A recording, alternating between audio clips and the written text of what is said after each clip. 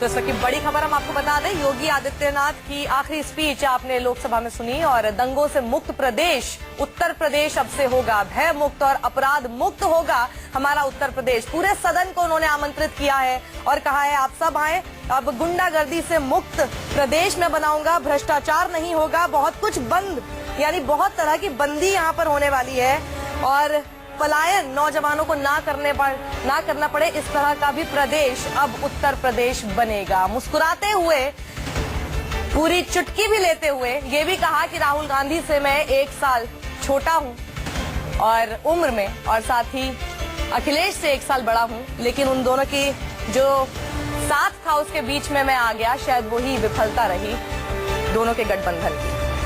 और अब रुक करते हैं हमारे शो का 5 की पंचायत का। और राम मंदिर साल 1949 से चला आ रहा सबसे लंबा कानूनी विवाद है।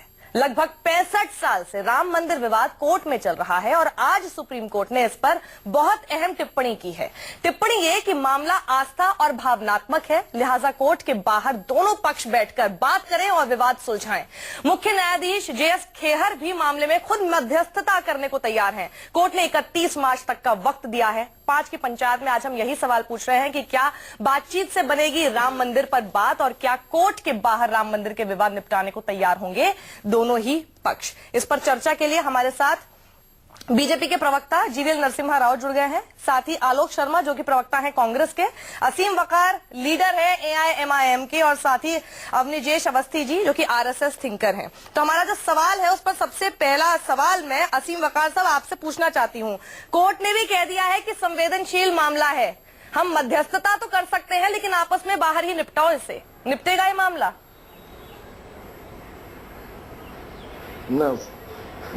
साक्षी जी, सबसे पहली बात तो मैं बता दूं कि मैं मजलिस-ए इत्तेहादुल मुस्लिमीन का राष्ट्रीय प्रवक्ता भी हूं जी, उत्तर प्रदेश का प्रभारी भी हूं।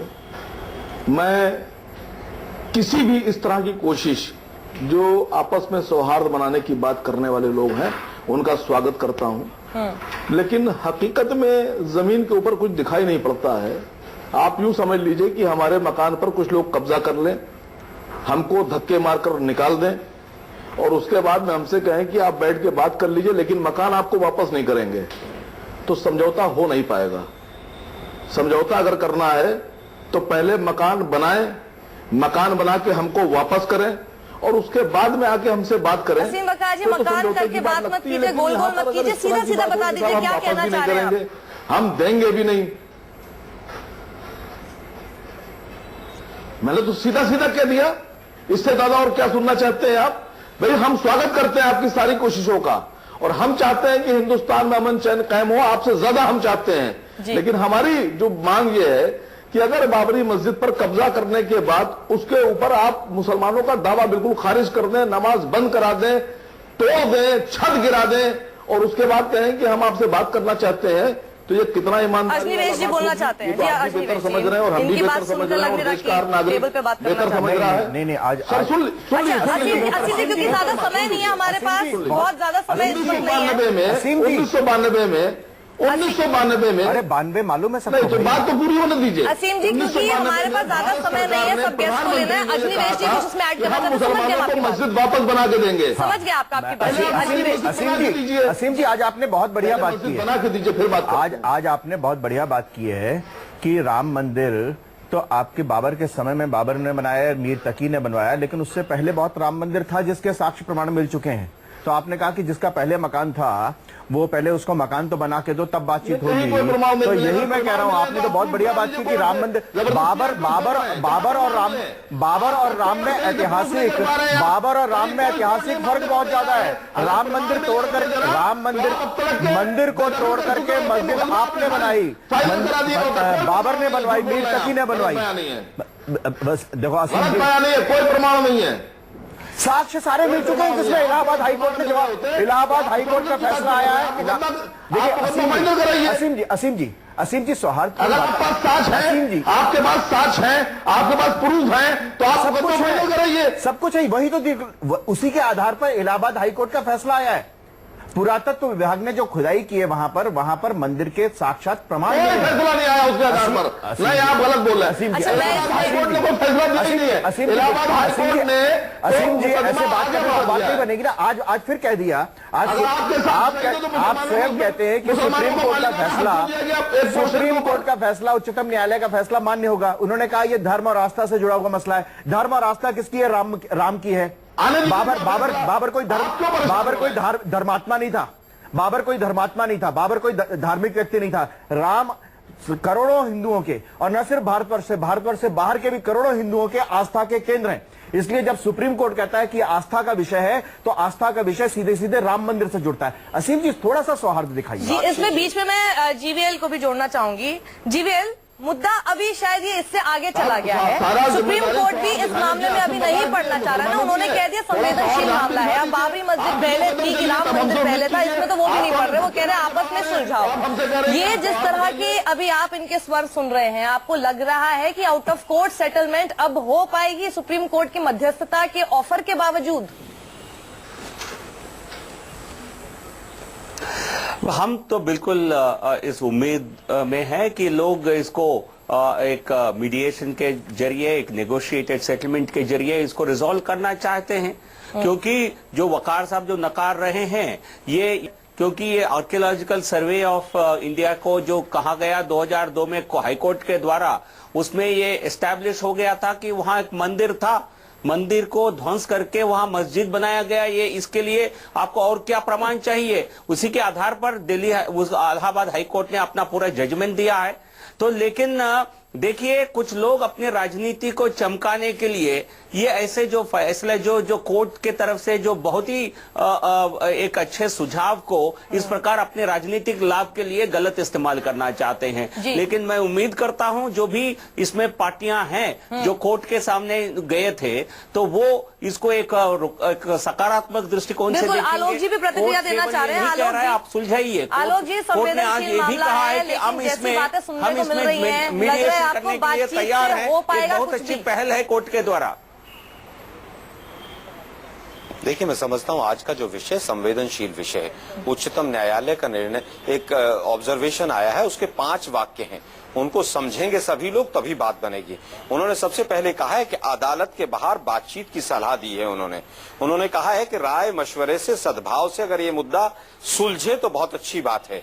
लेकिन सुप्रीम कोर्ट ने 2 टिप्पणियां और भी की हैं, वो उसके ऊपर कोई ध्यान नहीं दे रहा है।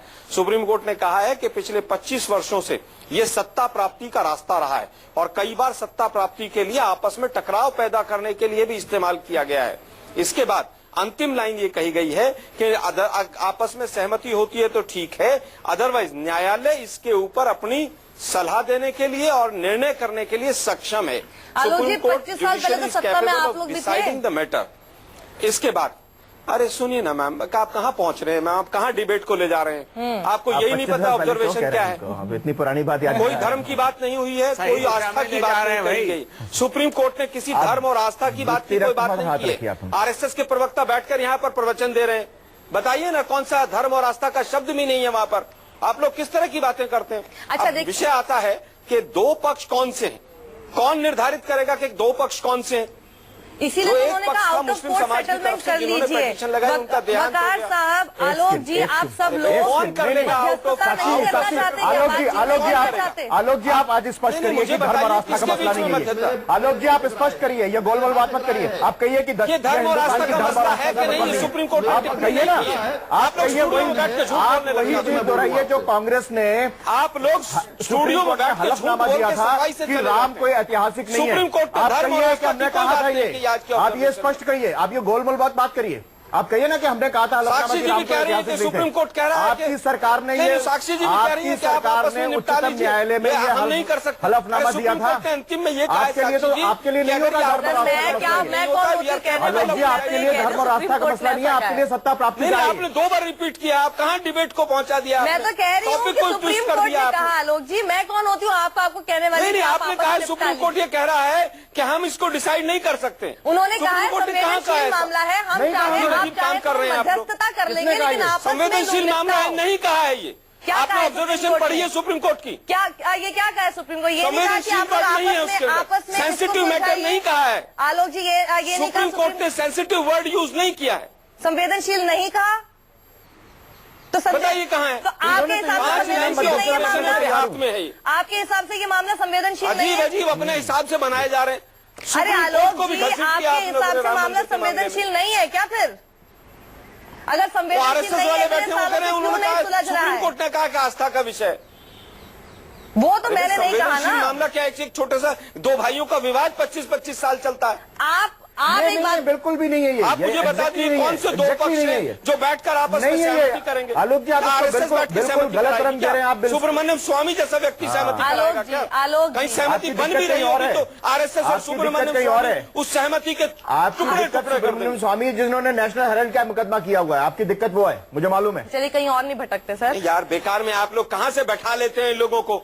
सर एक सेकंड प्लीज, ये क्या एक मतलब दूसरे है? पे आप कहाँ इस से तरह के बैठा लेते हैं? इस तरह के कमेंट मत आलोक जी, करिए। आलोक जी आप कौन है प्रश्न ऐसे करने वाले? व्यक्तियों को बैठा आलोक देते जी आप कौन है? आलोक जी, आप आप कौन है? यही कहा जाता है। आप कौन है आलोक जी? आलोक जी आप हमारे मेहमान हैं, बाकी भी हमारे आपकी सम्मानित राय व्यक्तिगत राय होगी। संख्यक मोर्चे कांग्रेस का हर नेता आकर के कोई बयान दे तो पूरी तरह से आपने जो आप ऑब्जर्वेशन कौन है है? उसका चकना सर पर्सनल कमेंट्स प्लीज नहीं। आलोक जी आप कौन जितनी है? इज्जत हम आपकी करते हैं उतनी इज्जत आप हम कौन है? बाकी सबकी भी करते हैं ना। किसी एक की ऑब्जर्वेशन ज्यादा कोई या पढ़ कम के नहीं आया है सुप्रीम नहीं, कोर्ट सब की। अपनी क्या इज्जत के साथ ऑब्जर्वेशन यहाँ है? पर नहीं नहीं नहीं आलोक जी ये क्योंकि हमारे पास ज्यादा समय नहीं था इसलिए मैं चाहती थी कि सब धर्म लोग और अपने आस्था का मुद्दे पे विषय बोलें, है, लेकिन सुप्रीम कोर्ट ने कहा है। ऐसे आलोक लोगों को बैठा लेते हैं आप लोग। आलोक जी क्या बात कर रहे हैं आप? क्यों आप मतलब आप कहिए पूरी कि कॉपी लेकर बैठे हैं, आप ये मान रहे हैं कि संवेदनशील नहीं है क्या ये मामला? क्यों नहीं सुलझा पाए फिर इतने सालों से?